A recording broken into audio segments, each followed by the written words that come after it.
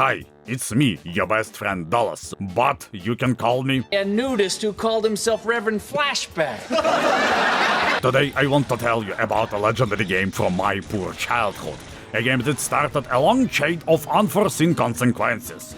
And of course, we're talking about Half-Life. My God, what are you doing? This game was released in 1998, and it was magnificent. Valve did a great job. Instead of copying the old ones, they created objects for others to copy. A plot is as simple as Randy Pitchford's DNA. In this game, we take on the role of the silent Christian warrior Gordon Freeman. He is free to choose to kill alien infidels from outer space in the name of God and the entire human race. But the most Christian thing in this game is the fact that humans invaded the aliens' land first, stole their animals, Masonic pyramids, and maybe even shitted in the healing ponds. The last straw was an exploding experiment that tore the thin border between worlds. What did we do wrong? An old scientist asks. Good question. And answer is, you did business with a strange Jewish man. And this Jewish man is responsible for this whole story about a war between two completely different races. Yeah, this game is Christian as hell. Save my seat, Peg. First time I played this game in the dark basement of an old computer club. My father paid for 1 hour of gaming and left me. But I was not alone. There was a group of drunk men who were playing Counter-Strike and speaking bad words in a mix of Russian and Mongolian. That's why the long ride in the cart didn't bother me at all. I want to mention that the Black Mesa's budget was so small that the security guards were forced to simulate the sounds of buttons themselves. Morning, Mr. Freeman. Looks like you're running late. I can only imagine how low Gordon Freeman's salary is. Luckily for Black Mesa's management, Gordon Freeman is a truly Christian man. He doesn't complain. He endures. But that doesn't mean he can't have fun. Triggering alarms and exploding Asian hobo food are traditional harmless Christian tricks. You know, just for friends. The same pranks from J-Man are much more cruel. Freeman grabs his sacred armor, washed in gypsy tears, walks into the legendary chamber, and falls into the warm embrace of Jewish intercosmic trolling. Here, unforeseen consequences transform into unforeseen coincidences. That's where the game begins. Most of the people are dead, but those who are not dead yet will be dead soon. But that doesn't matter. Our Christian warrior has found his legendary crowbar. This tool is much more durable than a Nokia and more useful than any iPhone. We can use it as a weapon, as a tool, as a steering stick, and maybe something more. Since this moment, Half-Life transforms into a weird roller coaster of feelings, and instead of retelling the whole story, I'm gonna talk about the most interesting and obscure highlights. First thing, headcrabs. These creatures are basically alien parasites. They try to jump onto a human's head just to transform them into a monstrous zombie from nightmares. Sounds awful, but what is much more awful is the amount of porn artworks with these Lovecraftian cosmic creatures. I've been wounded. Let's try this. Anyway, the workers at Valve did their job well. The number of alien creatures is impressive. Here we have devouring monsters, spitting lizards, Suck this! steroid sprats from Chernobyl, dogs, bagmarines, and the most terrifying thing, Indians. All these creatures want us dead for two reasons.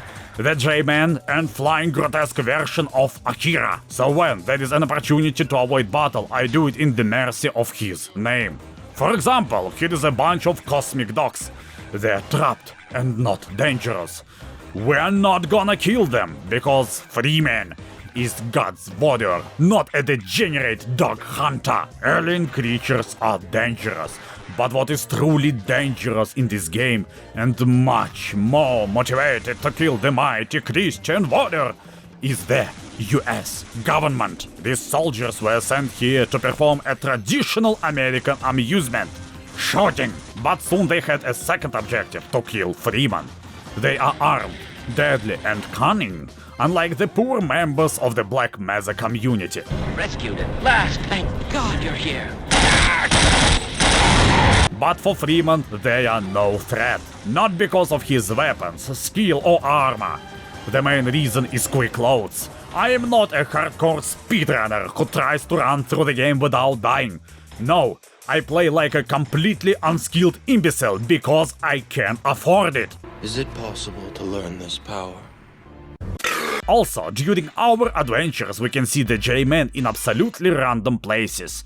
Most gamers don't understand what he is doing here, but I know. He is collecting gavach. Now let's talk about our weapons. The list is pretty impressive. Gordon Freeman can wield standard firearms like a pistol, a revolver, a machine gun, and even a weapon for those who want to get the job done right. But what I like most are weapons that can explode. Don't get me wrong, but what Half-Life is teaching us is that a holy jihad without explosive is a waste of time. Also, we can have experimental weapons made by certified Black Mesa scientists. They're powerful and require a lot of energy ammo. But these little moments of happiness are absolutely worth it. There are also alien weapons like homing anal bug probes and cute little bugs that prefer to kill us rather than the enemy. Well, I'm sorry, but they're just like the testicles of Hearts of Iron fans. Absolutely useless. Yep, Half-Life is a shooter game, but if it was just a shooter, it would never get a 10 out of 10. It would have been just another cheap copy of Quake, just like Genshin Impact. But it is not, because of the many environmental challenges that take players' mind off killing and onto thinking, how did I end up in this situation? Why do I even need to burn this porn tentacle in the hellfire? Oh, I saw these assassins at the green site. Great, these soldiers robbed me and threw me into a pile of trash. They hoped I would be smashed. But I survived. One more war crime case for the WikiLeaks archives. At a certain moment, Black Mesa scientists ask Freeman to go into another dimension and commit genocide against a whole alien race, including their leader, a flying big-headed man-child. Please, Freeman, only you can do that. Don't care. Respect, Freeman says, and jumps into the portal. And well, the scientists send us right into Xen, which looks like a Lovecraftian symbiosis of India and Pakistan. An absolutely horrible experience. I do not know what other gamers think, but I hate Xen. It is an ugly, dirty place. There are strange porn liquids everywhere, healing peoples, shit webs, and a weird ecosystem. But that is not all. Through the Holy Crusade, Gordon Freeman visits a Bangladesh brick factory where poor Vortigons do their job only because flying copies of Akira control their minds by showing them imaginary waifus. Make these bricks for me, sweetie, and maybe I will show you my dragon! In the end, Gordon Freeman needs to beat the shit out of a flying man with achondroplasia. I'm lost. Don't care. Respect. Freeman says calmly and implements a sinister plan of the J-Man. Also, the J-Man meets us at the end and thanks us for the job we have done. The border world, Xen, is in our control for the time being, thanks to you. Quite a nasty piece of work you managed over there. I am impressed.